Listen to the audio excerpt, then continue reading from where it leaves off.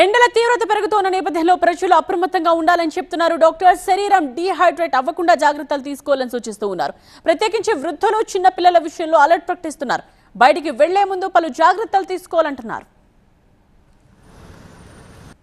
ఎండాకాలంలో మన regular activities చేసుకుంటున్నప్పుడు ఈ అధిక ఉష్ణోగ్రతల వల్ల మన బాడీ నుంచి చెమట రూపంలో వాటర్తో పాటు సాల్ట్, సోడియం, పొటాషియం లాంటి ఎలక్ట్రోలైట్స్ను కూడా కోల్పోతూ ఉంటామండి. మనకి డీహైడ్రేషన్ వచ్చినప్పుడు పర్టికులర్గా ఎండలో ఎక్కువ చెమట కోల్పోతున్నాం అనుకుంటున్నప్పుడు మనం దాన్ని రిప్లేస్ చేయడానికి ఉత్తి వాటర్ తాగుతూ ఉంటామండి దాహం తీర్చుకోవడానికి. కానీ ఉత్తి వాటర్ కాకుండా మనం ఎలక్ట్రోలైట్స్తో కూడుకున్న వాటర్ అంటే ఫర్ ఎగ్జాంపుల్ మన ఇంట్లో ప్రిపేర్ చేసుకునే చిన్న చిటికెడు ఉప్పు వేసుకొని, కొంచెం పంచదార వేసుకొని, కొంత నిమ్మకాయ వేసుకొని చేసుకునే నిమ్మకాయ నీళ్ళు.